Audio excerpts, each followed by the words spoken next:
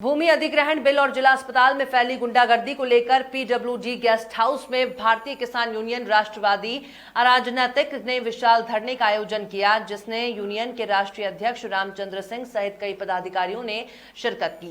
Corona काल को देखते हुए जिला प्रशासन ने धरना स्थल पर भारी पुलिस बल मुस्तैद किया। यूनियन ने अपनी मांगों को लेकर प्रधानमंत्री को संबोधित ज्ञापन उप जिलाधिकारी को सौंपा। ज्ञापन देते हुए यूनियन के राष्ट्रीय अध्यक्ष रामचंद्र सिंह ने बताया कि सरकार द्वारा सदन में पारित किसान बिल पूर्ण रूप से किसान विरोधी है। इस बिल के आने से किसानों का कोई भला होने वाला नहीं है। ये बिल पूंजीपतियों जमाखोरों के द्वारा संचालित होगा। साथ ही इस बिल के आने से भ्रष्टाचार को बढ़ावा मिलेगा। इसलिए भारतीय किसान यूनियन राष्ट्रवादी इस बिल का पूर्ण रूप से विरोध करती है। उन्होंने ये भी बताया कि जिला अस्पताल में गुंडा राज चल रहा है। जिला अस्पताल में पैसे की मांग की जाती है, पैसे न देने पर वहां का स्टाफ मारपीट करता है। हमारे कई कार्यकर्ताओं की जिला अस्पताल में पिटाई हुई और हमारी रिपोर्ट तक नहीं लिखी गई। हम शासन प्रशासन से मांग करते हैं कि हमारी मांगे पूरी की जाए, वरना हम उग्र आंदोलन करने को बाध्य होंगे। लाई है, उसका कहना है कि किसान हितैषी है, जबकि आप लोग कह रहे हैं किसान हितैषी नहीं है। तो किस तरीके से किसान हितैषी नहीं है?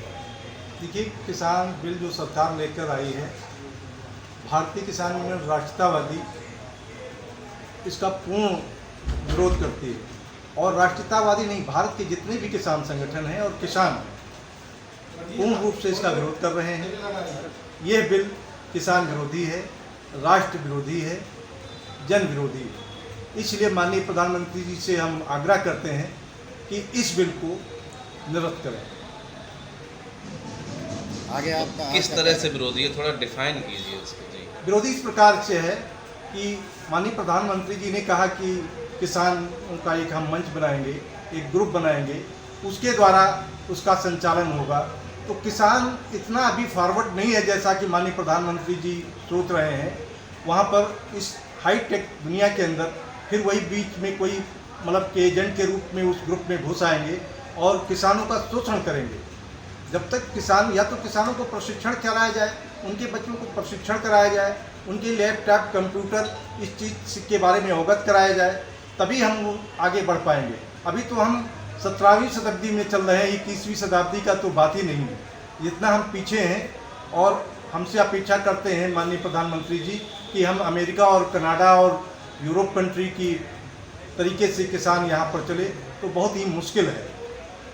आज आपने यहाँ किस बात को लेकर धरना प्रदर्शन किया है? हमारा प्रथम उद्देश्य तो ये है कि यहाँ पर जो हॉस्पिटल है वहाँ पर एक सिंडिकेट डेवलप हो गया है।